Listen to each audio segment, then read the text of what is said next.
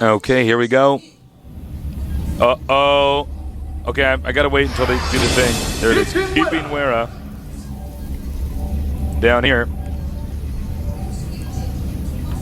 is gonna be jjonga. Jjonga. Now take a look-see here. Whoa. Why are you guys both making pylons at the bottom part of your base? Both of them making it outside of the actual base. This is already off to such a weird start. And Keeping Wera sees that proxy pylon. Now what's he going to do? 3 probes are coming out right now. Do you think he can take out the pylon before Gateway can warp in? Yeah, but you got to be careful because, you know, he can also make gateways and just cancel. There's this weird trick you can actually do where you can keep making the pylons and the gateways, and the amount of probes that, as you can see, our red player's sending out, he's not mining very much compared to what we see here. You can actually force the guy to just keep canceling and rebuilding stuff. Yeah, that is pretty huge to have such a half economy this so early in the game. But losing that, he just lost the pylon right there. He's building another one, but I don't know if it's going to be able to get up in time to be able to produce a Zealot from this gateway. What's funny is that the amount of minerals that these probes can mine is more than 100 minerals for a pylon. This is a very, very high-level trick. A lot of people don't know about it, but essentially you can keep making the stuff, and usually what the trick is that you cancel it, but they're both going to get a Zealot out. Now remember, look at the probes here. He's not even making, well, he's not even chrono boosting his probes out right now. Meanwhile, so at the unit counting station, 13 probes for our yellow player, jjonga, or 12 probes for him, but half the probes here aren't mining. The Zealot's on the way out. Is he going to make another pylon? He needs to make another pylon. There's one Zealot's out too, so he can actually defend. Zealot versus a Zealot. The shields of jjonga's Zealot are completely gone. His gateway is full health, but the pylon powering that gateway has just gone down right before his Zealot was going to come out to make the armies almost even. And now he's going to go for the probes up here. Meanwhile, he's making more pylons over here. He's going to take out the, oh my God, he's going to take out the Zealots, the probes over here. He's going to have to run. He's going to send another Zealot over here. Meanwhile, he's just trying to get rid of these pylons. All he has to do is keep on running, because as long as the probes aren't mining, he's not making money. He's not making any money, but also jjonga is not really producing any more Zealots. The gateway just came back up from being unpowered. Zealot coming out, but we've got a pretty low economy from Keeping Wera. Do you think he's going to be able to produce enough Zealots to fight this off? Well, it's all about micro right now. Every probe he gets, he's just hurting his opponent's economy that much more. And look at this point in time, he actually can't stop Zealots from coming out here. Meanwhile, he is making probes, and this is exactly what I was talking about. You can do this rush at StarCraft 1, and obviously it works at StarCraft 2. It's very hard to pull off. It's all very micro-intensive. But look, I mean, the probe count here, the yellow player has more probes. He has 15 probes to 11 probes here. And he's going to get, it looks like another one. Boom! Down to 10. He keeps sending Zealots in here. Well, really, he just got to keep the jjonga's got to keep Keeping Wera busy while he rebuilds his base and his main, and then is able to produce on a stronger economy, and then he'll be able to move out from there. You're exactly right. Okay, he takes out another probe. We're down to 9 probes right now, and it's not stopping. He's continuing to send Zealots over here. He's getting a cybernetics. The pylon has finally gone down, so the harassment from jjonga has been stopped. Yes, it has been stifled. Do you think it's done the damage that it's needed to do? We'll take a look at our yellow player's base here, jjonga. He's got 2 gateways up. Cybernetics core has started up the same time as his opponent, and he has 17 probes compared to our red player who has 1 gateway up. Cybernetics core at the same time, and only 11 probes right now, and he's only mining 1 from gas. He's counterattacking down here, but honestly, he's going to get these Zealots out in enough time, it looks like, to hold this off. And the cybernetics core is up, so as soon as he can get out of Sentry, he can block any reinforcements from Keeping Wera that are coming down. While Keeping Wera can produce the same units, he's only producing out of 1 gate compared to 2, and on a lower economy. So this might... It's all going to come down to how much damage that Keeping Wera can do to jjonga's economy right now to see if he can balance out what has been done to him. Oh, he can't do anything now. No. I mean, he's got 3 more Zealots are coming up the ramp. And he's charging. He's just got a micro, as long as he doesn't lose too many probes. So it's 4 Zealots to 2 Zealots. He's going for the probes. He takes another swipe. The probe count's starting to even out. 14 to 16 here. 16 for our yellow Protoss jjonga.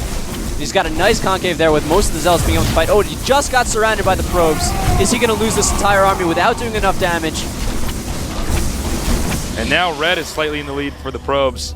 He's getting his gateways up. This is such a close game, but also if you notice that once this settles out and they move into the mid-game when they both want to expand, jjonga still has his gateway blocking the natural expansion of keeping Wera. Yep. Yeah, absolutely. This is kind of an interesting game. I didn't. First of all, I expected the rush to actually work. Second of all, well, the rush did work. It did do a lot of damage. Yeah, but I thought he was going to actually end the game. I thought he was going to actually be able to get all the probes. Now he's counterattacking here. He realizes, wait a minute, my opponent probably doesn't actually have that many zealots. He just threw everything at me, and of course he has to catch up and tech. Meanwhile, it's going to be 4 zealots versus 1 zealot and a stalker. Yeah. With nothing else coming out of that main, that one gateway that's outside of keeping Wera's base, but he does have the other 2 gates in his main. One's producing a zealot, the other's producing nothing. Oh, and the zealots just do a run by to try to go and do some damage to the economy. And I don't know, he's got to be careful. He is going to corner the zealot and take it out. And boom, there goes the dynamite.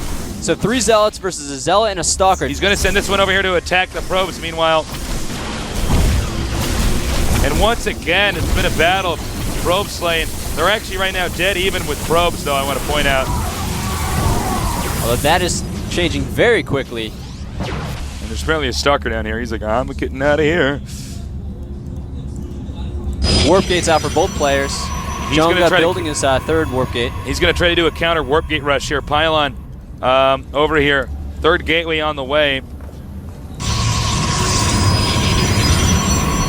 A 4th gate coming out for keeping Wera.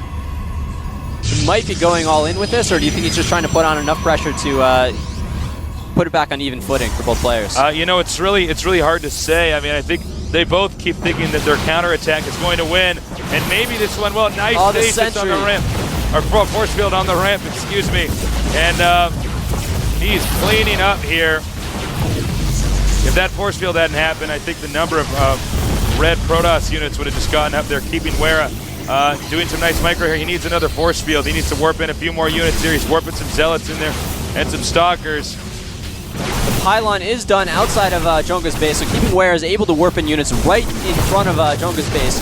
4 gates compared to 3 gates. The robo facility for jjonga is just about to finish, but I don't know if it's going to get the units out to be able to hold off this push. Yeah, you know what? It looks like the 4-gate rush might actually break the 3-gate rush because he did get the robo bay. He didn't stasis enough in time. The robo was up, but he's not producing anything out of it, and it's going to go down before he can get out to any immortals or observers or anything that could help to defend his base. Oh, man, I think this might be over. What an insane game. I mean, think of how this game actually started out, and like the situation that we're at now. It looks like it's a normal PvP despite the fact that we had 2 guys doing insane strategies right at the start. It's so great to see how StarCraft 2 is evolving to start from something that was like almost a build order win to something like this, where you start with a build, it does a lot of economy damage, but then it gets countered, and then you counter the counter, and you end up with something like this, where keeping Wera is almost taking out the probe line, but he's being fought back. This is an amazing game. It's an awesome game we've had here. I think it is about to be over, though. It doesn't look like there's any way that jjonga could survive, but what an entertaining series. GG. G freaking G. Damn, man, that was sick. Sick PvP. Ooh. Wow. So it started from Dark Templars, end of fast expansion versus Colossus. Yeah. To a proxy gateway and pylons, mass proxy pylons. Yeah. He actually lost, I think, 10 pylons in that rush. Two back and forth counterattacks. Wow. That was just insane. What a series. And this is only the round of 64. I know, it's only going to get better and better and better as time progresses. I mean, as we get farther and farther. And we got tons of tournaments, man. We got not just this one, but 2 more this year. And then we're going to have many, many, many more tournaments coming up after that. So, and what's even great is like we had 2,000 players come out for the pre-qualifier for GSL Open 1. And that was before GSL was on TV, before people realized how big this is actually going to become. It's been very big. Well, I got to say, recommend that game to your friends if they haven't seen anything, because that was pretty cool. That was a pretty wild PvP there. Really interesting when you see these two different styles and how they actually interact and everything like that. We're going to go to a commercial break here momentarily. Again, sorry for the technical problem there earlier. Something went wrong with my computer.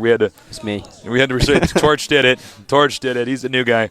And coming up next, Artosis is playing. And, Artosis is good. For those of you guys that don't know, I mean, he's beaten actually the vast majority of the people that are playing in this tournament in the Korean ladder. He's very, very good. And one of the few Zergs. Yeah, and one of the few Zergs. So he's playing with a race that is currently having the most difficulty. Now, he hasn't been able to play that much because we've been having to prepare for the show. But we'll see. We're going to go to a commercial break sometime soon here. Torch, are you enjoying this? This is so much fun. Being able to watch it is a great experience, but then sitting it from this perspective, everything about this is amazing. I love GSL, I love GUM TV, and I love the future of what this is going to become. Well, it's a real pleasure to have you here. We'll be right back.